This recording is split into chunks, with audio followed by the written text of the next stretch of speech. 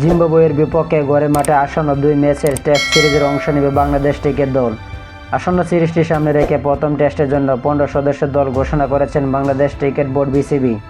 মঙ্গলবার 8 এপ্রিল দুপুরে দল ঘোষণা করেন প্রধান নির্বাচক। দলের নেতৃত্বে রাখা হয়েছে নাজমুল হোসেন শান্তকে, তার ডেপুটি করা হয়েছে স্পিন অলরাউন্ডার মেহেদী হাসান মিরাজকে। দলে প্রথমবারের মতো ডাক পেয়েছেন পেসার তানজিদ হাসান সাকিব। এই পেসার বাংলাদেশের হয়ে 28টি সাদা বলের ম্যাচে খেলেছেন। এবার তিনি ডাক পেলেন প্রথমবারের মতো ক্রিকেটের দীর্ঘ ফরম্যাটের দলে। ইঞ্জুরির কারণে নেই তারকা পেসার তাসকিন আহমেদ। পিসিএল খেলতে যাওয়ায় দলে রাখা হয়নি উইকেট রক্ষক ব্যাটার লিটন দাসকে। আসনের গুরুত্বপূর্ণ সিরিজের জন্য বাংলাদেশের দল আগামী 11 এপ্রিল থেকে সিলেটে প্রস্তুতি ক্যাম্প শুরু করবে। ডিপিএলের 10 এপ্রিল নিজেদের খেলা শেষ করে জাতীয় দলের ক্রিকেটাররা সরাসরি ক্যাম্পে যোগ দেবেন। উল্লেখযোগ্য 2024 সালের শুরুতে বাংলাদেশের জিম্বাবুয়ের বিপক্ষে 2টি টেস্ট ও 3টি টি-20 খেলার কথা ছিল। তবে টি-20 বিশ্বকাপের কথা মাথায় রেখে প্রথম শুধুমাত্র 5 ম্যাচে টি-20 সিরিজ অনুষ্ঠিত হয়েছিল। এবার সেই স্থগিত থাকা টেস্ট সিরিজটি আয়োজন করেছে বিসিবি। বাংলাদেশ সর্বশেষ টেস্ট সিরিজ খেলেছে গত ডিসেম্বর ওয়েস্ট ইন্ডিজের বিপক্ষে। সেখানে সিরিজের 1-1 সমতায় শেষ হয়েছিল।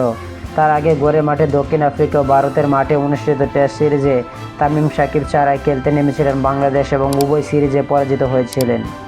পরিসংখ্যান বলছে জিম্বাবুয়ের বিপক্ষে টেস্ট ক্রিকেটে বাংলাদেশের রেকর্ড বেশ ভালো।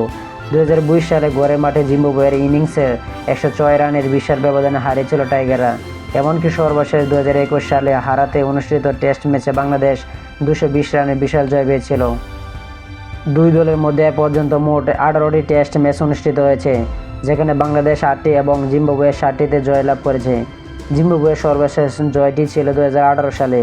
বাংলাদেশ দলের স্কোয়াড: নাজমুল হোসেন শান্ত অধিনায়ক, মাহমুদুল হাসান জয়, সাদমান ইসলাম, মুমিনুল হক, মুশফিকুর রহিম, মহিদুল ইসলাম অঙ্কন, জাকের আলী অনিক, মেহেদী হাসান মিরাজ সহ অধিনায়ক, তাইজুল ইসলাম, নাইম হাসান, নাহিদ রানা, সৈয়দ খালেদ আহমেদ, হাসান মাহমুদ ও তানজিদ হাসান সাকিব।